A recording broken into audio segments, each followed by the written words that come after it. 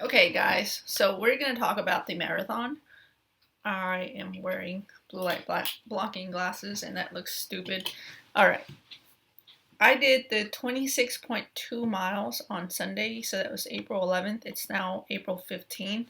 I did record like a little recap yesterday, but I didn't like it. I looked weird. I was still very tired yesterday. So I've spent the last 3 days just trying to slowly recover, and I can say that days 1 and 2 were freaking horrible. Like, my face looked like shit, my legs felt awful, but here we are. I think I still look like I need sleep, but at least my legs don't hurt a whole lot. Um, so first, the 26 miles took me 5 hours and 15 minutes and 59 seconds, as you can see here. And my overall pace was 12 minutes and 3 seconds. So I've said this before to like my folks who are here and to friends. I screwed myself up during this run because I was trying to keep pace for a while, and then I stopped paying attention, and I was getting excited because I was like, okay, I can go faster and harder, so I'm just gonna do it. Instead of like being a bit more disciplined and keeping myself in check, I just let it go and gave it a whole lot more than I should have at the beginning of it. And this kind of came back and bit me in the butt at the end of it. Like, I was so tired by mile 22 or 24, where it was just like, when is this gonna end? But it was totally avoidable. Like, all I had to do was keep my pace and listen to the training that I had already had for the last 16 weeks. I was too excited and I freaking fucked up. So we're gonna do a little recap of everything that happened. As you can see here, the elapsed time was 5 hours and 37 seconds. So at some point, I forgot to turn my watch off. I was tired. Sorry. I did have my best um, estimated half marathon effort. I don't know what that means. We're gonna just go over to the actual splits. All right. So first we see that here in mile 1, I was perfect. I was right around where I wanted to be at 11:27. Mile 2, I was going a little bit faster. And then at mile 3, I'm at 12:59, and I don't exactly know what happened here. I don't remember. I remember now. At mile 3, I met with Brent at the end of the running trail there that's about a mile long, and I got a drink, and that's when I realized that my Garmin's live track wasn't working. Brent told me the link I sent everyone just wasn't working, so I had to restart the live track and send new links to everyone. So that slowed me down, but I guess aside from that, that was the only issue I had at mile 3. And then at mile 4, you could see I picked it right back up at 11 minutes 4 seconds. And then miles 5 and 6 were a little too fast. I didn't need to go that fast. I clearly was not being disciplined. And then I guess I realized that at mile 7 and 8, I maintained the pace that I needed to be. Um, and then here is where I tell people is where I messed up. At mile 9 going forward, I stopped paying enough attention to my watch and looking at the pace. It was just like having a good time, and I wanted to just be fast because I could be in the moment, not really thinking about the effects of my efforts then relative to the amount of effort I could put in later in the race. So here you see I have mile 9 at 11:11, and then mile 10 at 9:53. I had no business doing that mile that fast. Like, I should have known better. And then mile 11, you know, slowing back down. And at mile 12, I'm pretty sure this is when I was at the college, and I was a little bit confused about where I wanted to go next. I hadn't done this part of the route before, and I was just a little bit confused about the parking lot, the dead ends, so I was just kind of having an awkward moment there. So I think this is where I must have decided to turn around. If not, it was right here where I was on the way to the college, which would put me at, I think, at Brent's dad's office, I think. Yeah, okay. Forget everything I just said about the college. So at mile 12, I was at Brent's dad's office. I was getting Gatorade and talking to Brent's dad. He was shadowing me from mile 9 to mile 15. So that was a little stop right there. And then mile 13, I'm on the way to the college. Mile 14, I'm at the college. And that's where I'm at that situation in the parking lot where like I hadn't been there before. And I just like didn't feel good about it. So I left. And right here, again, mile 14 at the college, my sister brought me a bottle of water, so slow but slower there, and then I headed back to the parts of town that I had run through. At mile 15, I was supposed to meet Brent at the park, another park, to get another drink. And so from there, Brent shadowed me up to about mile 18. Now at mile 18, you can see it's a little bit slower. I was heading south and we had some southward winds, so I was like struggling so much with the wind that day, and especially obviously when they were headwinds, like it was not a good time. I was getting upset, my morale was terrible. Like if you told me maybe you should stop at mile 18 and I was in the middle of that wind, I probably would have done it. Maybe. But anyway, the point is it sucked, and you can see it in my pace. It was pretty slow.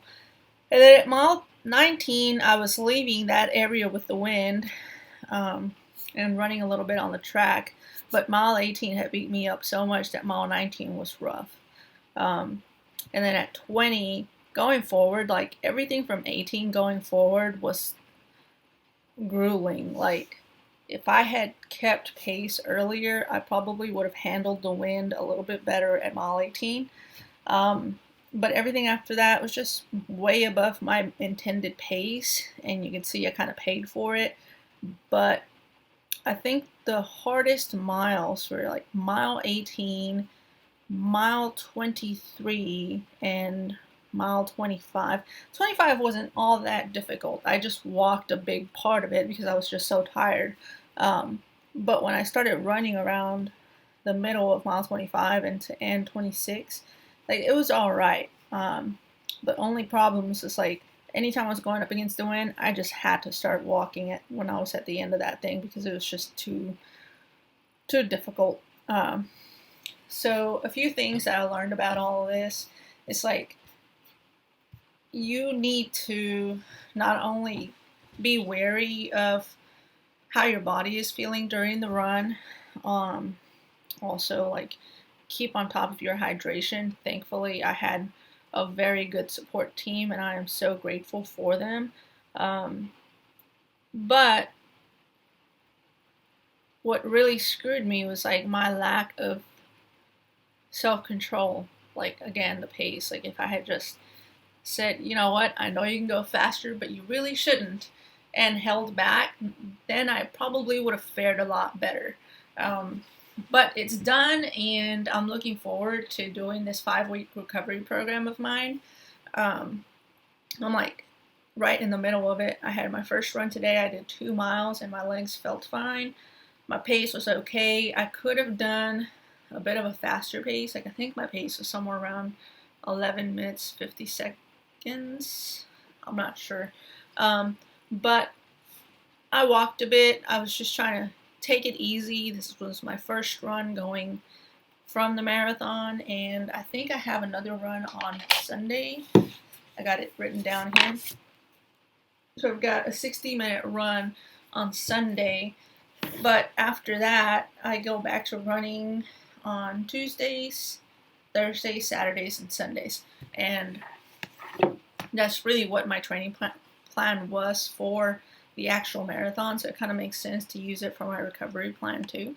And these are short runs, like 3 miles, 4 miles, 25 minutes, 30 minutes, things like that. So it shouldn't be terrible. And I'm kind of just looking forward to getting my body back to, I don't know, like back to normal. Essentially just fully recovered from running 26.2 miles. I keep saying that, and I cannot believe that we did it, but also I'm really glad that we did. I'm not sure what's next. Like, I wanted to do a big bike ride. Like, I've done the MS 150 where you do 150 miles in 2 days. But the one this year is only 75 miles, and it's not like it's nothing. 75 miles is still a lot of work, but it's not what I wanted to do. And it's like in the middle of May, so it's actually 1 month. It's on May 15th. So I think what I'd rather do is take the next 5 weeks to fully recover, and then do some solo run or ride again. Like maybe do a duathlon that I create a route for myself, something like that. And as far as like food goes, I had a lot of fun on Sunday and Monday, but it's like been the last few days of me trying to get things back in shape as far as like, am I eating enough protein? Am I not overeating on fats and carbs? It's kind of hard to overeat carbs when you're constantly running, but like there was a lot of food left over from Sunday. We had a lot of chips and salsa. We had a lot of chocolate from s'mores that did not really happen. It was too windy for a bonfire, but eating s'mores that I make on the stovetop. It sounds so awful.